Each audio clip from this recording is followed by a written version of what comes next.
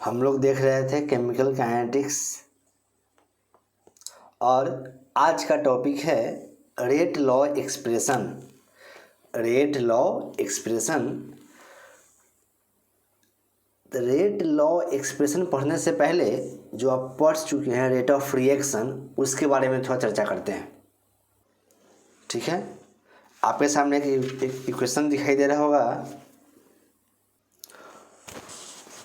एक रिएक्शन है, मान लीजिए ऐसा, ए और बी रिएक्टेंट है, सी और डी प्रोडक्ट है। इसका निकालना है rate of reaction. Rate of reaction rate of reaction कैसे निकालिएगा? लिखते हैं D molar concentration of reactant by time taken, या लिख सकते हैं डी एक और रिएक्टेंट है तो molar concentration of reactant by time taken. चूँकि रिएक्टेंट धीरे धीरे कमता है इसलिए डिक्रीज होता है, इसलिए माइनस का साइन। कोफिशिएंट यहाँ पे ए है इसलिए ए से डिवाइड, यहाँ पे बी से डिवाइड। मतलब इसको साफ से लिखे तो -1/a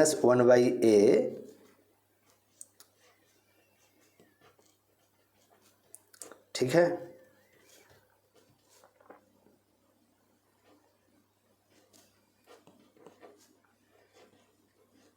molar concentration of B/dt। Reactant की चर्चा किए हैं। अगर यही प्रोडक्ट लिखना हो तो चूंकि प्रोडक्ट का कंसंट्रेशन धीरे धीरे बढ़ता है तो लिखेंगे D molar concentration of C/dt। Coefficient कितना है? C, तो 1/c। लिख सकते हैं मोलर कंसंट्रेशन ऑफ प्रोडक्ट, यहाँ प्रोडक्ट होगा, by time taken dt। Coefficient है डी, तो डी से डिवाइड देते हैं, नहीं ऐसे लिखते थे। रेट ऑफ रिएक्शन निकालने का एक तरीका यह भी है। अब देखेंगे दूसरे तरह से, मतलब रेट लॉ एक्सप्रेशन, उससे भी रेट निकालते हैं। आया समझ में? एक रिएक्शन आपको और लिख के देते हैं हम। इस रिएक्शन का रेट ऑफ रिएक्शन लिखिए। तो रेट ऑफ रिएक्शन लिखना होगा तो क्या लिखेंगे? D molar concentration of reactant by dt। Coefficient यहाँ पे 2 है, 2 से डिवाइड निगेटिव साइन के साथ, इक्वल, ये भी लिख सकते हैं मोलर कंसंट्रेशन ऑफ प्रोडक्ट, मान लीजिए NO2 by dt। Stoichiometric coefficient कितना है? 1/4, तो 1/4। चूँकि प्रोडक्ट का कंसंट्रेशन बढ़ता है इसलिए प्लस। ये सब सीख चुके हैं आप फर्स्ट लेक्चर क्लास में, चाहे फर्स्ट वीडियो में। Molar concentration of oxygen by dt plus का साइन। कोफिशिएंट एक रहने दिए, नहीं ऑब्जेक्टिव एग्जाम में ऐसे मिलेगा आपको। मतलब रेट ऑफ रिएक्शन निकालना सीख चुके हैं। अब आपके सामने एक अलग प्रकार से रेट निकालना है, जिसको हम पढ़ेंगे rate law expression. Rate law expression कहता है, मान लीजिए एक रिएक्शन है AAB BB CC DD, जिसमें A B C और D, where A B C and D are stoichiometric coefficient हैं। ये क्या है? Stoichiometric coefficient. ए और ई रिएक्टेंट है, ये वाला प्रोडक्ट है। तो रेट लॉ के हिसाब से the rate expression for this reaction is rate directly proportional to molar concentration of reactant. Rate क्या होगा?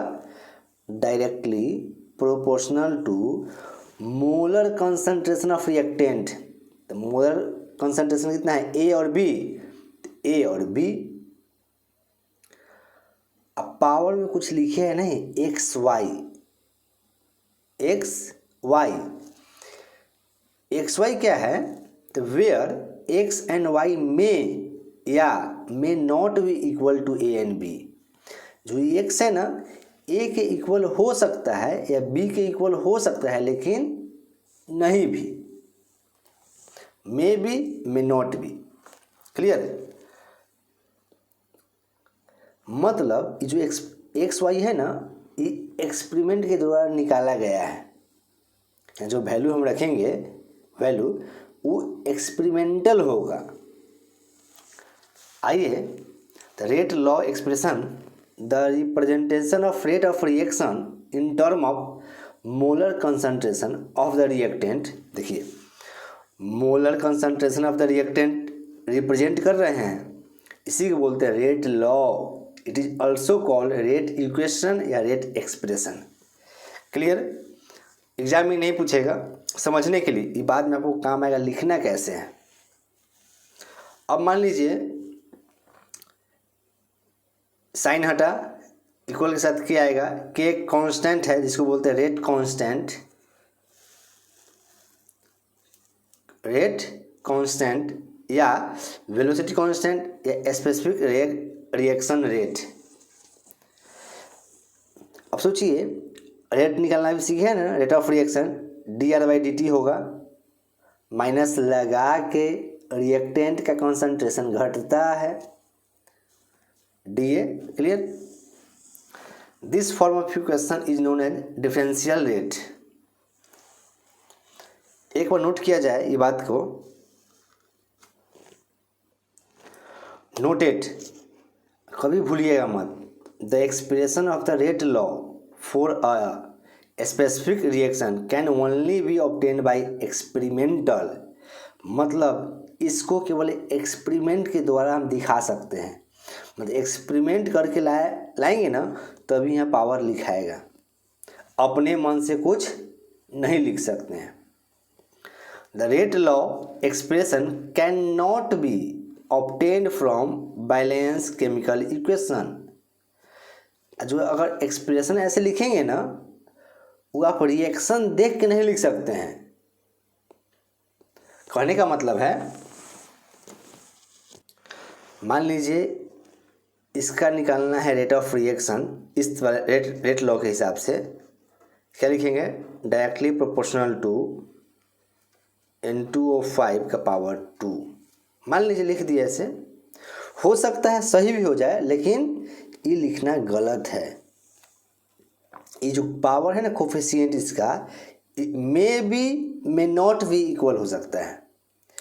ये जो हम निकालते हैं पावर, सिर्फ और सिर्फ एक्सपेरिमेंटल। क्लियर। और यही आपको बतलाएगा ऑर्डर ऑफ रिएक्शन। तो कुछ एनसीईआरटी में चर्चा है, उसको आपको ध्यान में रखना होगा। कोई पूछेगा नहीं, लेकिन जब एनसीईआरटी में चर्चा है तो पूछ सकता है। और आप 3 रिएक्शन याद नहीं रख सकते हैं, मतलब आप साइंस के स्टूडेंट नहीं हैं। अब इस लाइन को समझेंगे।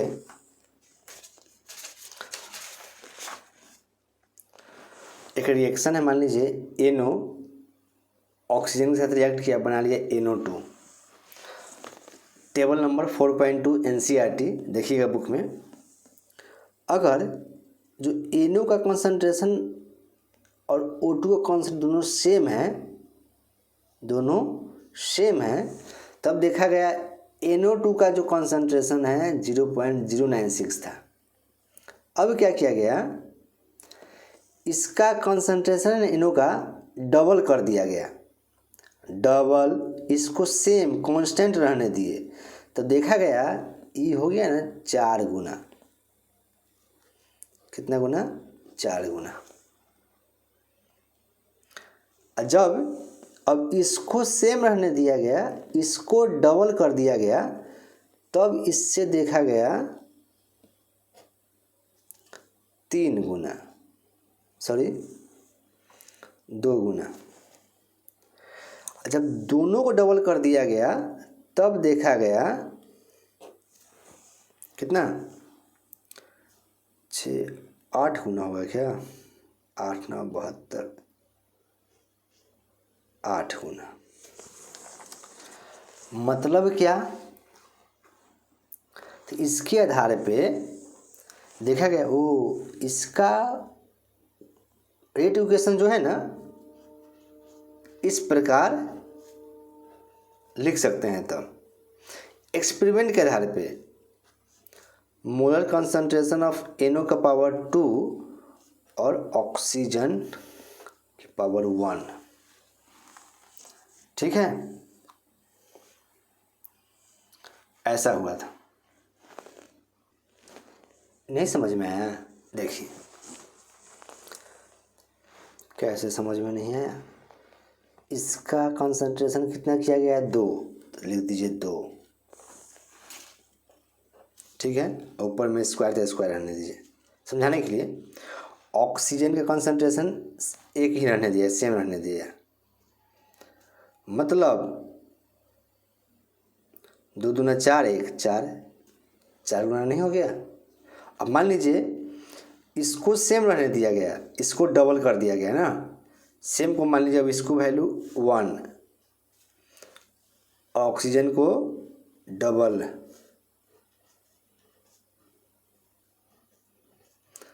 मतलब 2 गुना, 2 गुना आया। ये आप समझ गए? ये वाला इसको किया है डबल, अब इसको कर दिए डबल, ऑक्सीजन को भी डबल, इसको भी डबल,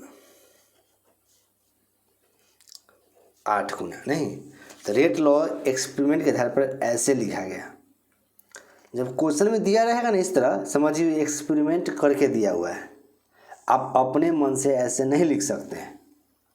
हाँ लेकिन क्या किस्मत है कि 2 यहाँ भी, 2 यहाँ भी, 1 यहाँ भी, कोफिशिएंट 1 यहाँ भी, दोनों मिल गया, लेकिन सब जगह नहीं मिलता है। तो आइए इतना प्रैक्टिस कर लीजिएगा एग्जाम के लिए। इसका रेट कैसे लिखेंगे? द रेट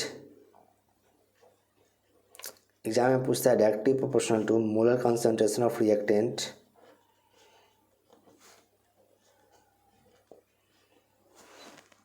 ठीक है। इसका देखिए रेट, इधर आपको NCERT बुक से देते लिखने के लिए। चलिए दे ही देते हैं। CaCl3 ये एक्सपेरिमेंट किया हुआ था, इसका पावर 1, इसका 1/2 था। बुक देखिएगा, इतना याद रखना है वैल्यू, इसमें कोई इन्हें कि हाँ याद नहीं रहेगा। आप साइंस के स्टूडेंट है, इतना वैल्यू याद रहना ही चाहिए।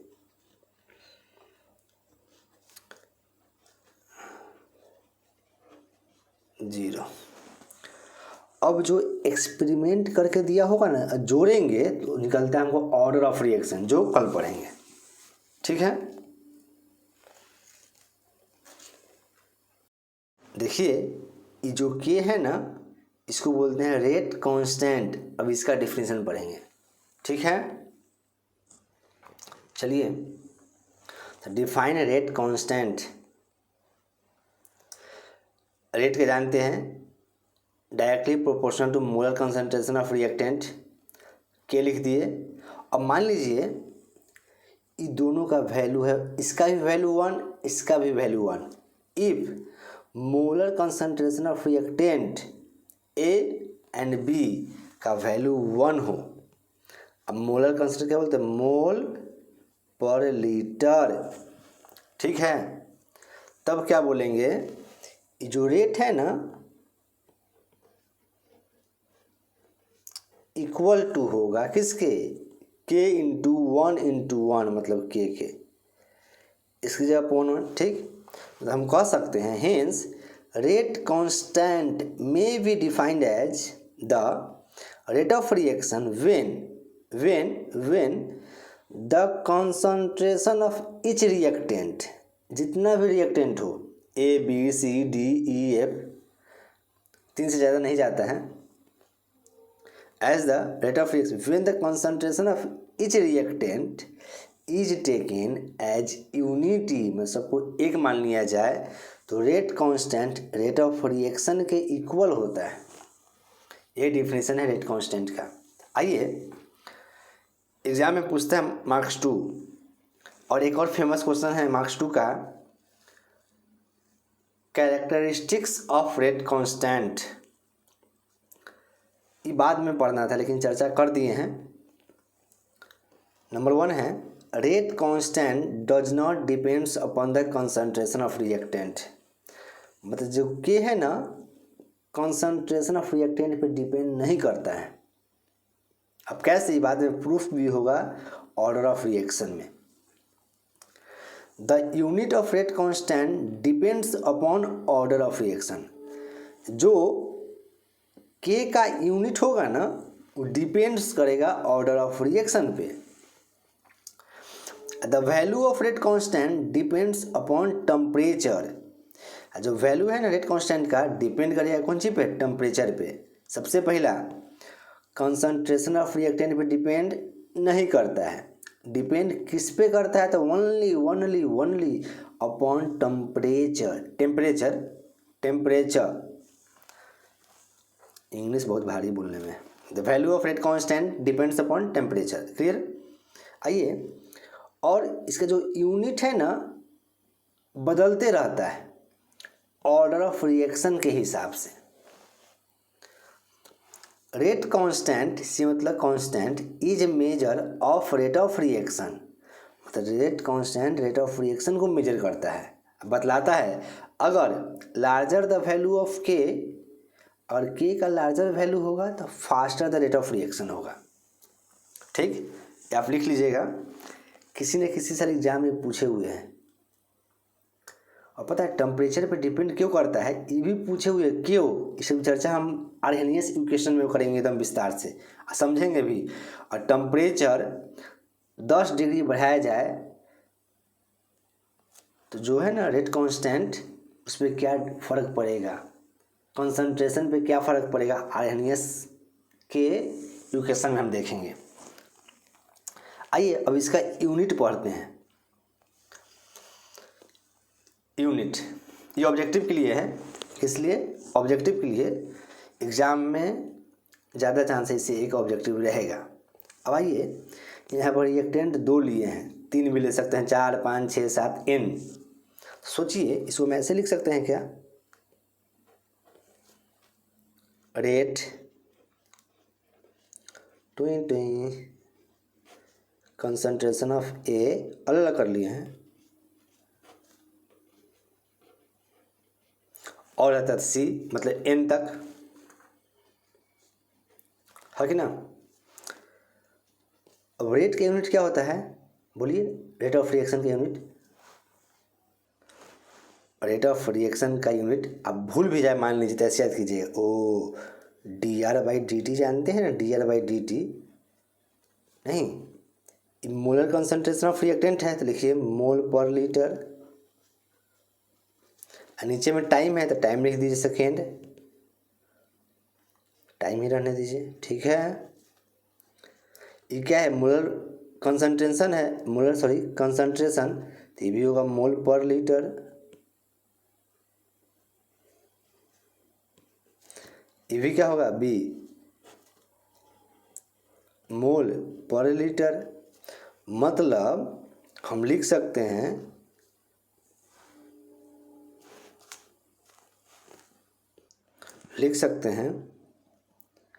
मोल पर लीटर, इसका पावर 1 लिख सकते हैं। अब मान लीजिए ऐसे बहुत है, डिवाइड में तो माइनस होगा, मैथ तो आपको आता ही है। अब बाय टाइम, ठीक है। अब टाइम का यूनिट मान लीजिए सेकेंड रहेगा,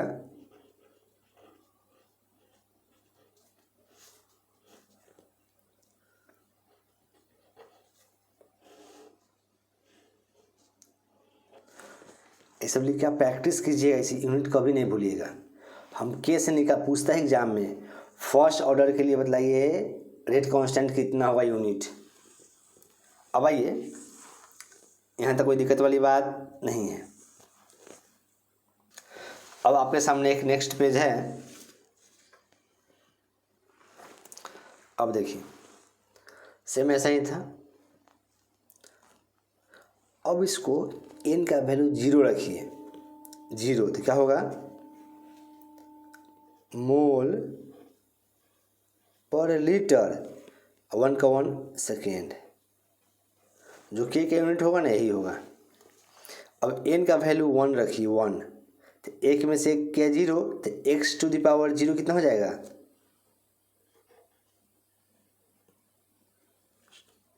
सॉरी 0 1 लिख दे, इसके जगह पर 1, 1 में से 1 गया 0, इतना का पावर 0 1, मतलब सिर्फ और सिर्फ सेकेंड बचेगा, टाइम। 2 रखिए 2, तो क्या होगा, मोल पर litre, 1 minus 2 second minus second inverse, तो मोल पर लीटर, ठीक है। और हम डिवाइड दें इसको, हम -1 का मतलब क्या होता है, डिवाइड में जाएगा, मतलब सबका साइन चेंज कर देंगे,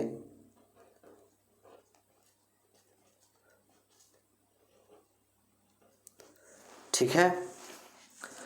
तो n का वैल्यू जो 0 है ना, ये 0 ऑर्डर रिएक्शन है। n का वैल्यू जो 1 है ये फर्स्ट ऑर्डर रिएक्शन है। n का वैल्यू जो 2 है सेकेंड ऑर्डर रिएक्शन है। मतलब आप यूनिट देखकर ऑर्डर ऑफ रिएक्शन बतला सकते हैं। एग्जाम में ऑब्जेक्टिव ऐसे पूछता है। और अब ऑब्जेक्टिव पर तैयारी हो रहा है, कुछ दिन में ऑब्जेक्टिव मिलने लगेगा चैप्टर बाय चैप्टर।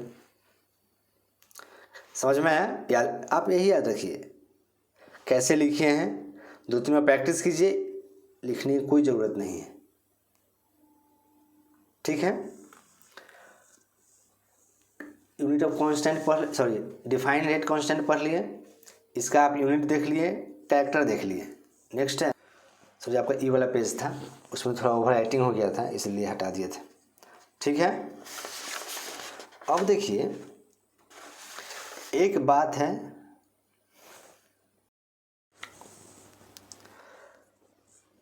जब रिएक्शन स्टार्ट होता है ना तो रिएक्टेंट कन्वर्ट होता है प्रोडक्ट में, रिएक्टेंट कन्वर्ट होता है प्रोडक्ट में। मतलब जो इसका कंसंट्रेशन है ना, इसका जो कंसंट्रेशन है डिक्रीज करता है, और जो इसका कंसंट्रेशन प्रोडक्ट का इंक्रीज करता है। क्लियर?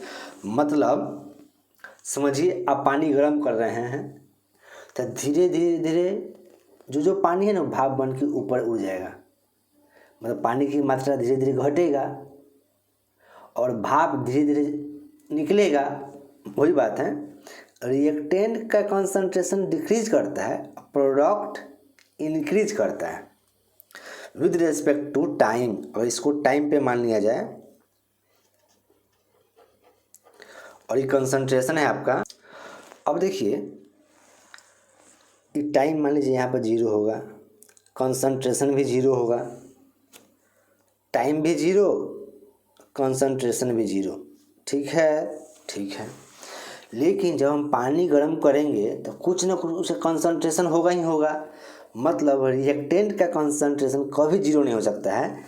जब भी होगा ना तो कुछ ना कुछ होगा, एक कहीं भी रखिए, यहाँ यहाँ यहाँ, सुविधा के लिए यहाँ मान लेते हैं। आप कहीं भी लाइन पे लिख सकते हैं, सिर्फ 0 नहीं लिखना है। और जो प्रोडक्ट होगा ना, मान लीजिए दूध से हमको चाय बनाना है, मान लीजिए, सॉरी दूध से चाय छोड़ देते हैं, दूसरा एग्जांपल, हमको पानी को ही गर्म करना है और वाटर वेपर में चेंज करना है। तो जिस समय मान लीजिए टाइम 0 होगा, वेपर में तो बदलेगा नहीं, उस समय प्रोडक्ट 0 हो सकता है। अब प्रोडक्ट का कंसंट्रेशन क्या होता है, धीरे धीरे बढ़ता है विद रिस्पेक्ट टू टाइम, तो ऐसे जाएगा, ठीक है। और इसका कंसंट्रेशन है रिएक्टेंट का डिक्रीज होता है, तो लिख सकते हैं ऐसे, ठीक है। ये आपका रिएक्टेंट है, ये आपका प्रोडक्ट है। ऑब्जेक्टिव एग्जाम में पूछे हुए थे 2022 में। अब देखिए 2022 का क्वेश्चन पूछे हुए हैं, the rate of chemical reaction, option में मिलेगा 4, बाद में हम चर्चा करेंगे इस पर। बात समझ में आ गया? चलिए एक बात है जो क्लास 11th का है, लॉ ऑफ मास एक्शन। चूँकि ये केमिकल इक्विलिब्रियम में पढ़ना था, केमिकल काइनेटिक्स में लॉ ऑफ मास एक्शन, इसमें पढ़ना रेट लॉ एक्सप्रेशन। जो लॉ ऑफ मास एक्शन दोनों सेम है, अंतर क्या है इसमें, इसको आप थ्योरेटिकली निकाल सकते हैं, इसको एक्सपेरिमेंटली निकालते हैं। ठीक, सेम यही कहता है, rate directly proportional to molar concentration of reactant, और ये जो कोफिशिएंट है ना इसके इक्वल होगा, लेकिन रेट में इक्वल नहीं था। द मोलर, पढ़िए, at a given temperature the rate of chemical reaction is directly proportional to the product of molar concentration of reactant.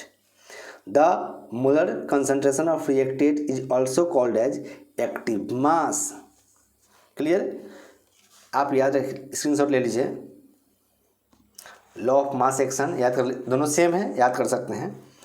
और थोड़ा इसको भी ध्यान कीजिए, 11th में पढ़ना था, दोनों सेम लगता है, इसलिए जानकारी रहना चाहिए थोड़ा मोड़ा। ऐसे एग्जाम में ऑब्जेक्टिव पूछा था 2020 में, रफ में अभी लिखे हैं, धीरे धीरे ऑब्जेक्टिव तैयार हो रहा है। The rate of chemical reaction depends upon active mass, नहीं atomic mass, atomic weight, molecular weight, active mass होगा। ठीक, ऑब्जेक्टिव धीरे धीरे रफ में रेडी है, सिर्फ आप अच्छा से नोट कर लेना है। ठीक है, अब इसी के साथ हम कल मिलेंगे ऑर्डर ऑफ रिएक्शन के साथ। और जाते जाते एक होमवर्क लेते जाइए, आप खोजिएगा इसमें से रेट ऑफ रिएक्शन का यूनिट,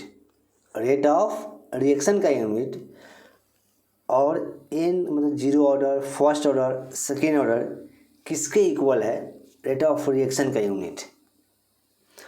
मतलब क्या होता है, dr बाई डी होता है ना, dr by dt rate of reaction, मतलब मोल पर लीटर पर सेकेंड। जीरो ऑर्डर नहीं, जीरो ऑर्डर का रेट ऑफ रिएक्शन का यूनिट और रेट कांस्टेंट का यूनिट दोनों सेम होता है, ये भी एग्जाम में पूछे हुए थे। ध्यान से पढ़िएगा, ऑब्जेक्टिव क्लियर कीजिएगा। इसी के साथ कल मिलते हैं।